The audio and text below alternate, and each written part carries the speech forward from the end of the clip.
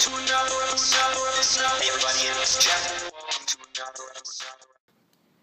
Hey everybody, it's Jeff. Welcome to another episode of Stay Rad Wine Blog TV. I'm in a good mood. Maybe it's because the Giants just defeated the Reds, so now they're going to go to the National League Championship Series. Maybe it's because Kara and I are going to be heading out to Napa this weekend to visit some wineries. Or maybe, just maybe, it could be because I have some wines to review for you. And I just got to tell you, I was kind of thrown back when I got this package delivered to my house. I got a sample from Robert Mondavi. I got a sample from their private selection series. Their private selection series, and it's focusing on the Central Coast of California. And, you know, living in the Central Coast, I feel like sometimes this is a region that really doesn't get the representation that it should be. So I am always excited when people do talk about Central Coast, and not just, you know, Santa Barbara, Monterey County, but I mean also when we think about the Santa Clara County, when we think about Paso Robles.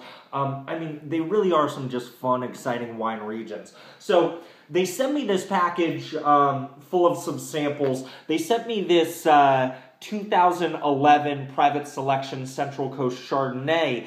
I'm not going to be tasting this one today. I want to show you some other stuff that they sent me. They also sent me this picnic basket right here with a foldable roll-up picnic blanket.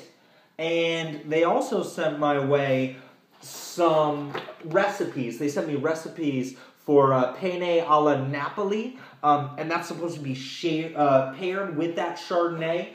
Also, I got a guidebook to Santa Barbara and the Central Coast, so in case I wanted to take a trip. And I'm thinking what I'm going to do is, you know, for the Chardonnay and the recipe, and even for this book right here, along with this picnic basket, I'm thinking maybe you're going to see a picnic episode, whether I film it or whether I write it out. Something like that will be coming up very soon. But also, I mean, they sent me some Paso Robles Italian salami, and then they sent me this wine right here, which is meant to be paired with that salami. I got the Robert Mondavi Private Selection Central Coast Cabernet Sauvignon. This is from 2010. And this is the wine that I'm going to be reviewing for you today, and I'm going to be pairing it with this salami right here, and I'm really excited. You know, every year around Christmas, Kara asks me what I want, and really the only thing I want is like a Christmas sausage, like just a big piece of salami. I don't know why, it's just like my guilty little pleasure. I just like to open up one of those things and just sit in front of the TV, watch some football, and just cut off slices and eat it. But anyways, here we go. Here's that. Sorry. So here's that Private Selection Central Coast 2010 Cabernet. And color-wise, I mean, we are getting this dark red, verging on purple, a color you would expect to see out of Cabernet Sauvignon.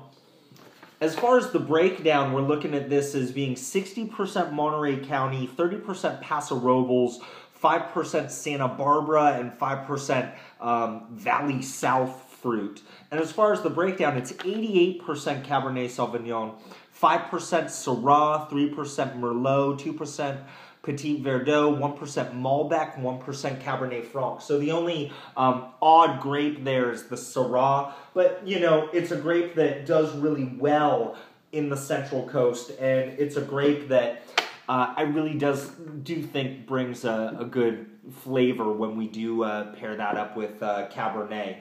So again, color-wise, you know, looking nice. On the nose,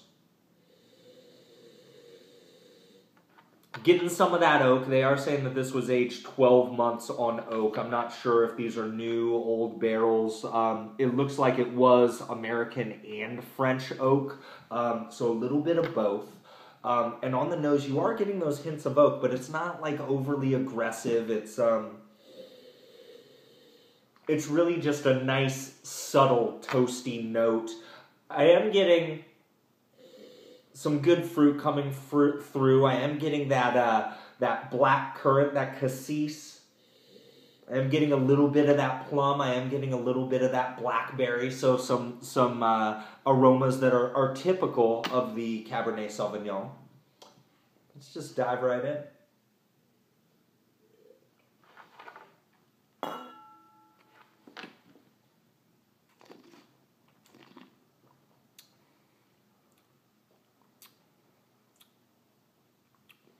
Nice soft tannins, a slightly astringent, but not too bad, and they're definitely not overpowering. This is a manufacturer suggested retail price at $11. This is not a wine that's meant to really stow away for a long time, although, you know, you may want to let it sit around for a couple of months. But, you know, the tannins not too over the top, and although slightly astringent, they're not bad. They are giving a good mouthfeel. There's a good, like, toasty oak type of flavor as well.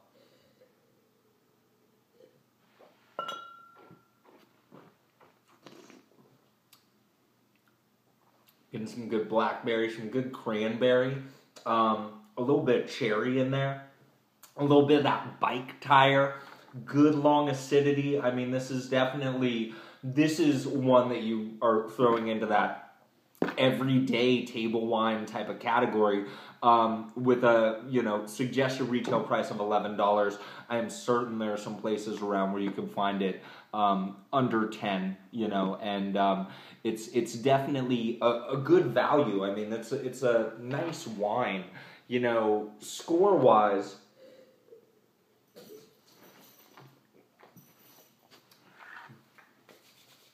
Nothing wrong with it, but again, it's not really over the top either. It's not really bringing anything new. This is something that I would try if you're just saying, you know, just really first starting to learn about wine. You know, this is something where you can say, hey, this is a good expression of what Cabernet is, and then you could compare it against, you know, some other more expensive Cabernets to say, hey, this is what we can do with Cabernet. But, I mean, this is good fruit, and I think that's what we really think of, or what I really think of when I think about the Central Coast. I think about just really good fruit, and it's all about where you go with that good fruit. They really, I mean, even though there's 12 months on oak, you know, I'm assuming, you know, a lot of it is previously used oak, fairly neutral type of oak, so it's not really over the top. It's just a nice integration there, and it's a good style of wine. It's a lot lighter than you would expect as far as the flavor profile. It's a lot lighter than your typical Cabernet Sauvignon, but it's delicious stuff. I'm gonna throw it in that like 86 plus 87 point range, and it's definitely something that at $11, $10, this is something you would want to, or I would suggest that you give it a try on just a random week night, you know, or maybe, I don't know, on a Sunday you're switching it up instead of beer, you know, crack open some wine and enjoy the Niners just dominating whoever they're playing. Now, let's try with a little bit of this Italian salami here. So the company that made this, it's Alle Pia. They do all sorts of cured meats. This is their Calabrese Italian salami. This is made in Paso Robles, San Luis Obispo County. So let's try some of this.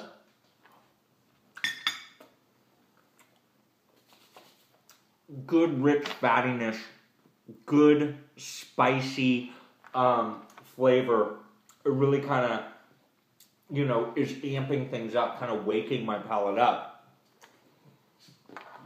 And even before I'm going into the wine, I'm getting the impression that the fattiness of this is going to work wonders with the acidity of this wine, because this is a good acidity to this wine. It's a good food pairing wine, so much as I could tell on that first approach.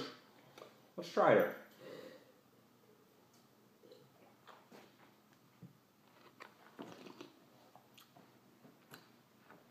Yeah, it's a good contrast there. The acidity is cutting through that fat, and what we're getting is, you know, those tannins are really dropping down quite a bit. You're not noticing that astringency, and what you are noticing from this wine are some really nice red fruit components along, you know, with those plums and blackberries. I am getting a little bit of raspberry along with the cranberry that we were already talking about before. I mean, again, it's really just a nice everyday type of wine, and really enjoyable. This is probably something that you're going to find in your local grocery store. And let me know if you see it around. Let me know if you try it. Let me know what you think. Please leave a comment below. Feel free to, you know, give me a like. I think it's up in one of those ways, one of those directions. Like the Facebook page. Feel free to subscribe to this if you haven't already. I'm really enjoying what's happening with this blog, and I'm appreciating all the interactions with you guys, and I'm meeting some fantastic people. Thanks again to the folks at Robert Mondavi and Folsom and Associates for sending this sample my way. I do appreciate it, and I'm looking forward to having a picnic with my wife sometime real soon. Everybody, stay rad.